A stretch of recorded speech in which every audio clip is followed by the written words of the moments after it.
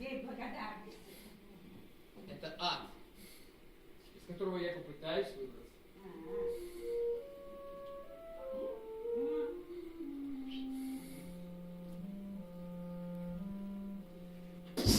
Стоять! Опустите руки, молодой человек, если вам не трудно. Просто я хотел, Ирина Иосифовна, продемонстрировать свою исключительную покорность.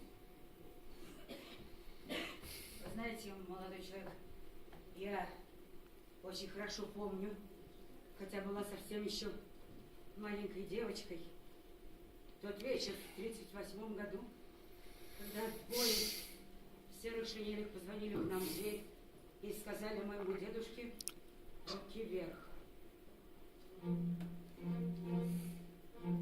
С тех пор мне не нравится, когда люди поднимают руки вверх,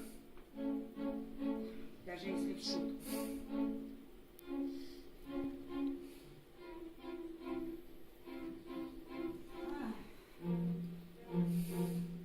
Те двое тоже, возможно, шутили. Но мой дедушка очень уважал людей в военной форме. Таким я его и запомнила.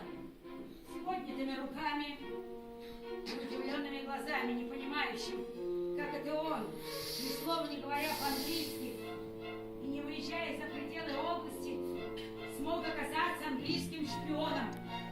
В связи с чем ему предстоит жить без права переписки 10 лет. То есть не жить вообще.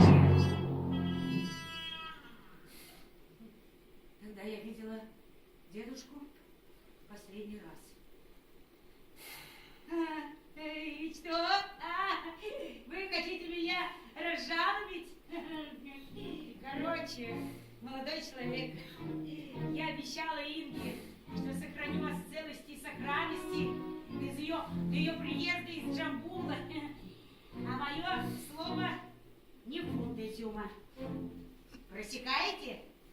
Отпустите! Никогда! Слово Бромберг прочно, если Бромберг сказала да, значит да и точно. Бромберг крепче, чем скала, Бромберг из гранита. Если Бромберг слово дала, значит тема закрыта.